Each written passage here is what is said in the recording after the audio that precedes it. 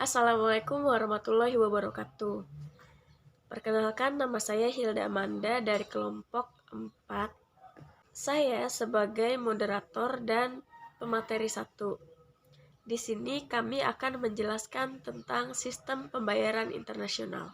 Jadi, sistem pembayaran internasional itu adalah pembayaran atas transaksi yang dilakukan oleh negara-negara yang terlibat dalam perdagangan internasional berdasarkan kesepakatan yang telah dibuat atau dirundingkan sebelumnya. Pembayaran dalam perdagangan internasional pada umumnya dilakukan melalui bank. Lalu pada umumnya transaksi ekonomi berupa pemindah tangan hak milik atas suatu benda dari tangan orang yang satu ke tangan orang yang lain, ataupun berupa penuaian jasa yang dilakukan oleh orang yang satu untuk orang yang lainnya. Jadi selain itu, perubahan susunan dan nilai hutang, piutang, serta kekayaan penduduk negara bersangkutan di negara lain juga tercangkup dalam istilah transaksi ekonomi internasional. Oke, lalu ada bentuk pembayaran internasional. Yang pertama yaitu adalah pertukaran barter. Jadi barter merupakan kegiatan tukar-menukar barang yang dilakukan oleh dua belah pihak tanpa menggunakan alat pembayaran seperti uang. Barter menjadi jenis transaksi yang dilakukan melalui penukaran barang dengan barang atau jasa dengan barang. Dalam dunia barter, masih ada kemungkinan bagi suatu negara untuk mengimpor barang yang lebih besar dari produksi ekspornya. Assalamualaikum warahmatullahi wabarakatuh. Perkenalkan, nama saya Yusuf Mustafa Kamal. Saya dari Ekonomi Syariah 4A, absen 20. Di sini saya akan melanjutkan yaitu defisit dan surplus neraca pembayaran. Dari segi akuntansi, bisa dikatakan bahwa neraca pembayaran suatu negara selalu seimbang. Tetapi pos saldo itu sendiri tidak mempunyai arti penting bagi analisa ekonomi karena tidak bisa menunjukkan status keuangan internasional suatu negara. Sebagai contoh, kelebihan impor negara X dibiayai dengan pinjaman dari negara Y. Dengan kata lain, kelebihan impor tersebut dibiayai dengan pengekspor surat ulang negara X ke negara Y. Apakah hal ini mengalami defisit neraca pembayaran? Berikut beberapa kemungkinannya. Oke, yang pertama, apabila pinjaman yang diterima negara X sebesar 10 bahan makanan tersebut memang diperoleh dalam rangka pembiayaan kelebihan impor tersebut, maka keadaan tidak banyak berbeda dengan pengurangan stok nasional yang disebutkan di atas tadi. Perbedaannya hanyalah pembayaran yang ditunda. Dalam hal ini negara X dikatakan mengalami kejutan defisit. Yang kedua, apabila dari 10 unit pinjaman tersebut, 6 unit memang akan dipinjamkan kepada negara X, dalam tahun ini dapat dikaitkan dengan apakah negara X mengalami kelebihan impor atau tidak. Maka bisa dikatakan bahwa negara X mengalami defisit terbesar 4 unit. Yang ke C, apabila 10 unit pinjaman tersebut tidak ada sangkut pautnya dengan apakah negara X mengalami kelebihan impor, maka bisa dikatakan bahwa negara X tidak mengalami defisit atau surplus dan neraca pembayarannya dikatakan seimbang. Inti dari uraian di atas adalah penurunan stok nasional selalu berarti defisit, sedangkan kenaikan stok nasional selalu menunjukkan star plus. Tetapi naiknya turun stok nasional bukan atau belum mencerminkan defisit atau surplus. Kita harus melihat dahulu pos pinjamannya seperti apa. Defisit atau surplus total adalah besar kenaikan atau penurunan stok nasional ditambahi pinjaman akomodatif. Kita lanjutkan yaitu standar emas penuh. Sebelum Perang Dunia I, banyak negara yang menggunakan uang emas bagi transaksi di dalam maupun di luar negeri. Uang emas di sini bukan hanya berupa logam atau emas, akan tetapi bisa juga dengan uang kertas yang dijamin bisa ditukarkan dengan X gram emas pada bank sentral. Negara yang menggunakan uang emas ini dikatakan sebagai penganut sistem struktur emas penuh. Defisit neraca pembayaran berakibat berkurangnya jumlah uang yang beredar di dalam negeri sebesar jumlah yang persis sama besarnya dengan defisit. Sebaliknya, surplus neraca pembayaran berarti bertambahnya jumlah uang yang beredar dengan jumlah yang sama sebesar surplus. Hubungan yang langsung dan otomatis ini hanya dijumpai dalam sistem standar emas penuh. Assalamualaikum warahmatullahi wabarakatuh. Saya Febianti Uki Fitriani dari kelas Ekonomi Syariah 4A, nomor absen 21. Di sini saya akan menjelaskan tentang mekanisme Hume. Sesuai dengan teori kuantitas, tingkat harga di dalam negeri menurun dan tingkat harga di luar negeri meningkat, maka yang terjadi adalah penduduk dalam negeri cenderung untuk menjual barang produksinya di luar negeri, karena harga di luar negeri lebih menguntungkan dan cenderung mengurangi pembelian barang-barang buatan luar negeri, karena barang produksi sendiri lebih murah. Kedua proses ini, yaitu ekspor dan impor, akan terus berlangsung sampai defisit pada neraca pembayaran yang semula timbul menjadi hilang, dan neraca pembayaran kembali seimbang. Proses penyesuaian ke arah keseimbangan ini secara otomatis disebut dengan mekanisme Hume. Mekanisme Hume bekerja karena dalam sistem keuangan lain hubungannya tidak otomatis dan tidak langsung. Maka kita tidak bisa yakin apakah mekanisme Hume bekerja atau tidak. Selanjutnya adalah sistem devisa emas. Setelah Perang Dunia Pertama, jumlah emas yang ada semakin terbatas untuk menyangga perkembangan perekonomian dan volume transaksi dunia. Maka, banyak negara yang mulai meninggalkan sistem standar emas penuh dan berusaha untuk lebih menghemat penggunaan emas. Sejak saat itu, mulai banyak yang menggunakan standar kertas sebagai alat transaksi pembayaran. Bila emas digunakan untuk alat pembayaran luar negeri, tetapi tidak untuk alat pembayaran dalam negeri, kita katakan bahwa negara tersebut menganut sistem standar devisa emas.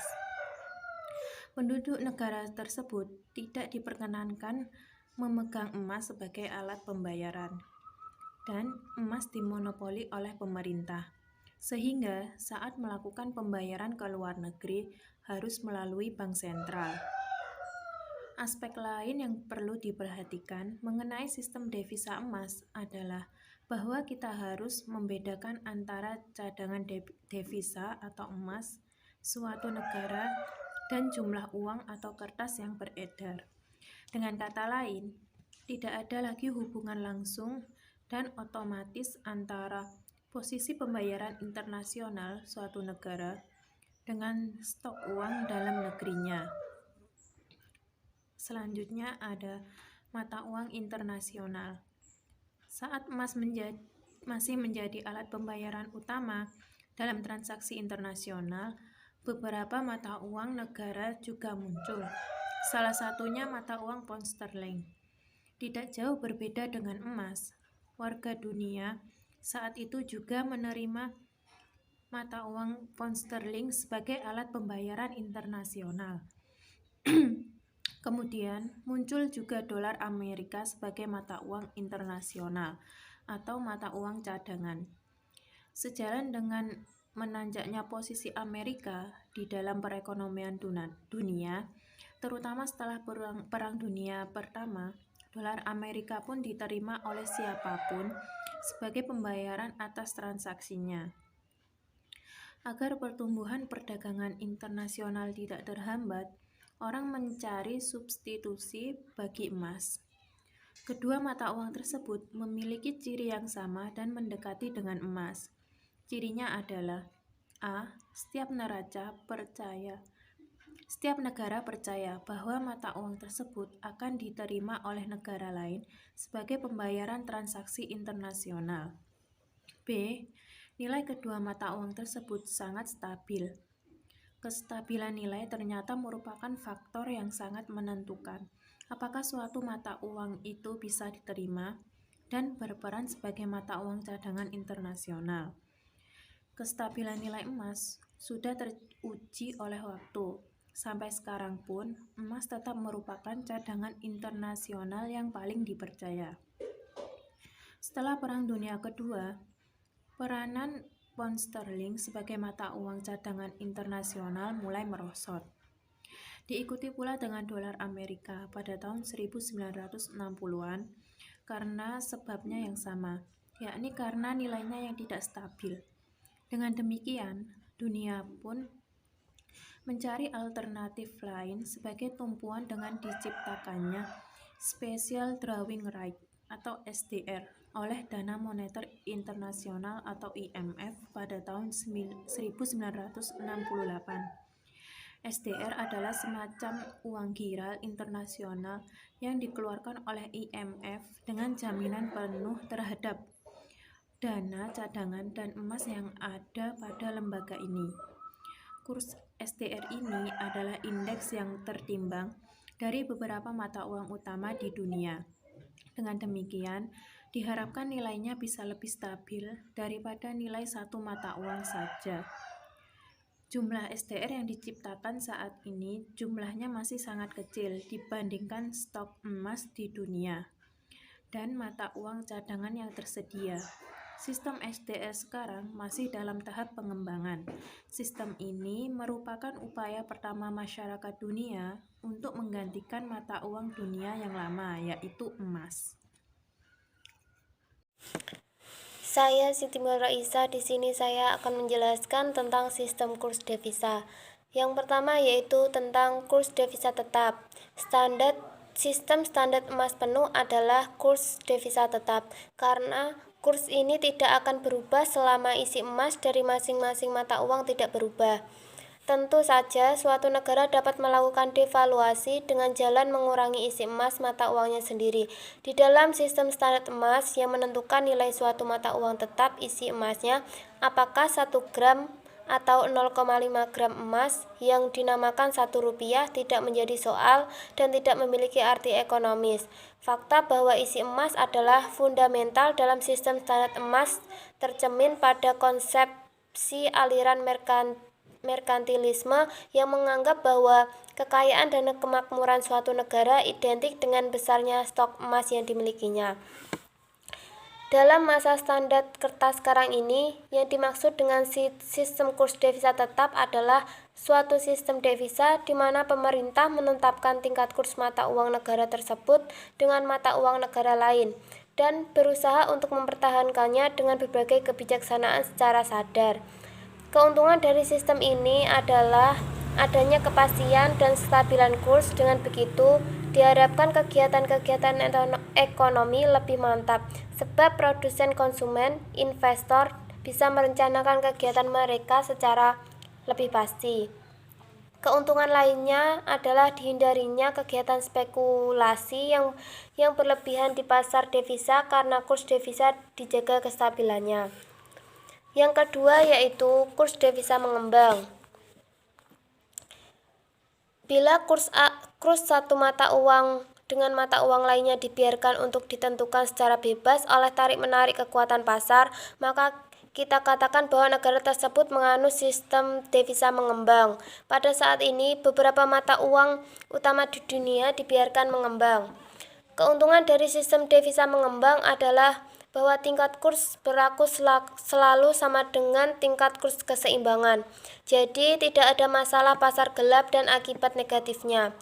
Dalam sistem ini tidak ada masalah surplus atau defisit neraca pembayaran, sebab bekerjanya pasar selalu menyeimbangkan jumlah devisa yang masuk dengan devisa yang keluar. Yang selanjutnya yaitu tentang teori paritas tenaga beli. Meskipun teori paritas tenaga beli berkaitan dengan sistem kurs devisa mengembang, tetapi justru penerapannya dijumpai dengan sistem kurs devisa tetap. Salah satu kegunaan teori ini adalah untuk membandingkan atau menentukan apakah kurs resmi yang ditetapkan pemerintah adalah realistis atau tidak. Teori paritas tenaga beli bisa diterapkan dalam praktek, tetapi harus dilakukan dengan hati-hati dan penuh pertimbangan. Selanjutnya yaitu crawling peg, mengetahui kerugian dan keuntungan masing-masing sistem kurs devisa. Beberapa ekonomi mencoba mengawinkan kedua sistem di atas dengan harapan memperoleh keuntungan-keuntungan dan sekaligus menghindari kerugian-kerugian dari masing-masing. Sistem campuran ini disebut crawling peg, pasak yang merangkak. Inti dari sistem ini adalah satu, memperkenankan tingkat kurs devisa yang ditentukan pemerintah dalam rate untuk berubah sesuai dengan perkembangan pemerintahan dan penawaran dalam jangka panjang. Yang kedua, memperkenankan tingkat kurs yang terjadi dari hari ke hari untuk menyimpang dari tingkat kurs jangka panjang di atas sesuai dengan keadaan pasar devisa dalam jangka pendek, asal masih di dalam batas-batas kurs tertentu. Yang ketiga yaitu pemerintah harus mempertahankan agar kurs yang terjadi dari hari ke hari tidak melampaui batas-batas yang disebut dalam poin B.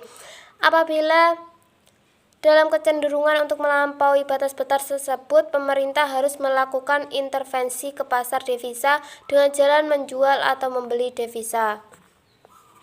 Itu saja yang dapat kami sampaikan. Jika ada yang kurang jelas, monggo bisa bertanya, kami akan menjawab semaksimal mungkin. Kurang lebihnya mohon maaf dan kami ucapkan terima kasih atas perhatiannya. Wassalamualaikum warahmatullahi wabarakatuh.